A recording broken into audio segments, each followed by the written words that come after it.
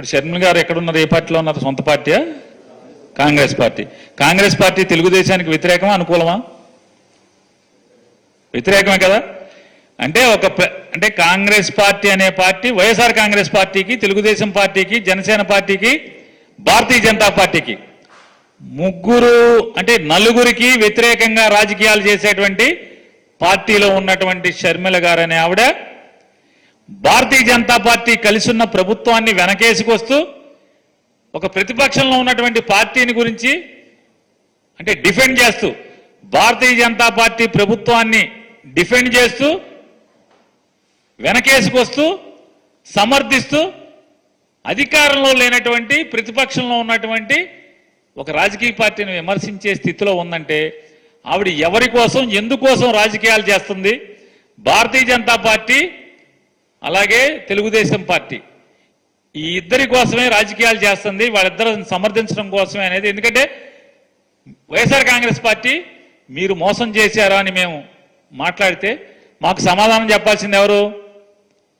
కూటమిలో ముగ్గురు ఎవడో ఒకటి సమాధానం చెప్పాలి.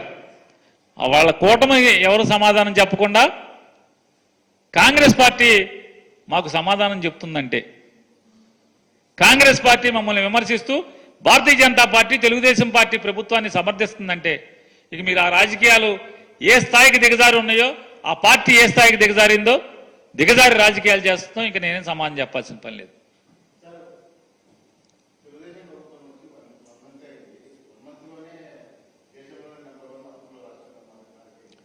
శరవేగంగా, ర్యాపిడ్గా రోజులు లెక్కే కదా. ఈ రోజుకి ఎంత చేసావు? ఈ నెలలో ఎంత చేసావు? జూన్ మాసంలో ఎంత? ఆటోమొబైల్ సేల్స్ ఉంటాయి కదండి. జూన్ నెలలో మారుతి అమ్మకాలు ఎక్కువగా ఉన్నాయి, మీరే రాస్తుంటారు కదా, టీవీలో పేపర్లో చూపిస్తున్నారు కదా. జూలై మాసంలో ఇన్నోవా, కిర్లోస్కర్ ఎక్కువ ఉన్నాయి. అలాగే ఇది కూడా జూన్ మాసంలో జూన్ 4 నుంచి జూన్ 5వ తారీఖు నుంచి జూలై 5వ తారీఖు దాకా భారతదేశంలో ఆంధ్రప్రదేశ్ రాష్ట్రం అప్పులు తీసుకోవడంలో అత్యధిక రాష్ట్రంగా, మొదటి రాష్ట్రంగా నిలబడిందని చెప్తున్నాను. నీ దాంట్లో తప్పే ఉంది నేను మాట్లాడిన దాంట్లో అన్నా. సంపద సృష్టిస్తానని కదా వచ్చింది నువ్వు. సంపద సృష్టించకపోగా అప్పులు సృష్టించడంలో నెంబర్ 1 ఉన్నావని చెప్పాను. నేను ఇచ్చింది సమాచారం. తప్పుంటే నేను మాట్లాడిన దాంట్లో తప్పేంటో నన్ను ప్రశ్నించండి. నెల రోజుల్లో ఈ రాష్ట్రాన్ని ఏదో చేయమని అంటలేదు. ఎన్నికల ముందు ఏం మాట్లాడారు, ఇవాళ ఏం మాట్లాడుతున్నారు అని చెప్తున్నాను. సంపద సృష్టిస్తా అన్నారు, మీ హామీలను అమలు చేయడానికి సంపద సృష్టిస్తా అన్నారు. చివరికి జీతాలు ఇవ్వటానికి కూడా అప్పులు తెచ్చే పరిస్థితి కదా మీది. ఈరోజు కూడా ఇక్కడ అక్కడ భారతీయ జనతా పార్టీ ప్రభుత్వమే ఉంది, ఇక్కడ అక్కడ తెలుగుదేశం పార్టీ ప్రభుత్వమే ఉంది, ఇక్కడ అక్కడ కూటమి ప్రభుత్వం ఉంది. ఈ కూటమి ప్రభుత్వంలోని దేశ ఆర్థిక మంత్రి ఈ రోజు కూడా చెప్తున్నారు ఆంధ్రప్రదేశ్ రాష్ట్ర అప్పులు 4 లక్షల కోట్లు చిల్లర అని. నిన్నటిదాకా మీరందరూ కూడా ఆఖరికి భారతీయ జనతా పార్టీ అధ్యక్షురాలను ఇక్కడ బోర్డు పెట్టుకున్నవాడు కూడా 15 లక్షల అప్పులు, 15 లక్షల కోట్ల అప్పులు అని చెప్పింది. మరి ఎవరిని నమ్మాలి? ఎవరిది మోసం, ఎవరిది అబద్ధం చెప్పండి మీరు. నిర్మలా సీతారామన్ గారు ఈ దేశానికి ఆర్థిక మంత్రి. ఆవిడ మళ్ళీ మొన్న ప్రమాణ స్వీకారం చేశాక కూడా ఆవిడ చెప్పారు 4 లక్షల కోట్లే అప్పులు ఆంధ్రప్రదేశ్ రాష్ట్రానికి అప్పులు అని చెప్పని. మోసం ఎవరిది? దగా ఎవరిది? వంచన ఎవరిది? వంచనతో కూడినటువంటి మోసపు మాటలు ఎవరి?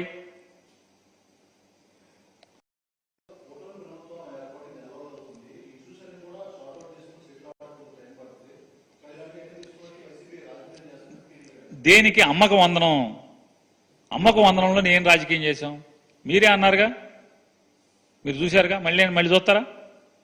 రామానాయుడు ఏమన్నాడు? ఇరిగేషన్ మంత్రి ప్రస్తుతం, ఈ బుజ్జిగాడికి 15, ఈ చిట్టికి 15, నీకు 15, నీకు 15, నీకు 15, నీకు 15, నీకు 15 అన్నారు. నేను హామీలు అమలు చేయలేదని నేను మాట్లాడట్లా. జీవో ఇచ్చావు కదా, జీవో 29 ఇచ్చావు కదా. జీవో 29లో పిల్లలందరికైనా లేదు కదా, తల్లికైనా ఇచ్చావు కదా. లేదు మేము మాట్లాడాం, అరే ప్రింటింగ్ మిస్టేక్ రా, మేము మళ్ళీ మార్చిస్తున్నామని మాడిఫైడ్ జీవో ఇచ్చారా? ఇవ్వలేదు కదా.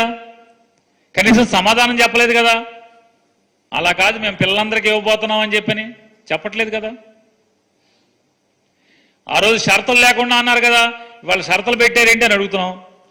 జగన్మోహన్ రెడ్డి గారి ప్రభుత్వం షరతులు పెట్టింది, మరి మేము షరతులు పెట్టమన్నారు కదా, షరతులు పెట్టారేంటి? సమాధానం చెప్పాలి కదా. అంటే సమాధానం ప్రశ్నించడం కూడా ప్రతిపక్షం తప్పు అని మీరు మాట్లాడుతున్నారు. మేము ఖచ్చితంగా ఇదిగో ఈ తప్పు చేస్తున్నారు, ప్రజల్ని ఈ రకంగా మోసం చేస్తున్నారు, జియో ఇలా ఇచ్చారు అని చెప్పాం. కరెంటు మీరే చెప్పారు, చంద్రబాబు నాయుడు గారు చెప్పారు, ట్రూ అప్ ఛార్జెస్ ఉండవని చెప్పని. మరి ట్రూ అప్ ఛార్జెస్ ఇవాళకి కొనసాగుతున్నాయి కదా, కొనసాగుతున్నాయి కదా. మేము మా తప్పేముంది? మీరే చెప్పారు కదా అమరావతి మేము పూర్తి చేసేస్తామని చెప్పని. మేము అడగల, విలేకరు అడిగాడు అమరావతి ఎప్పుడు పూర్తి చేస్తారని. ఆయన అడుగుతున్నాడు, నీకు ముఖ్యమంత్రి పదవి ఇస్తా, నువ్వు ఎప్పుడు చేస్తావు చెప్పు అని చెప్పని ఆయన చెప్తున్నాడు చంద్రబాబు నాయుడు గారు.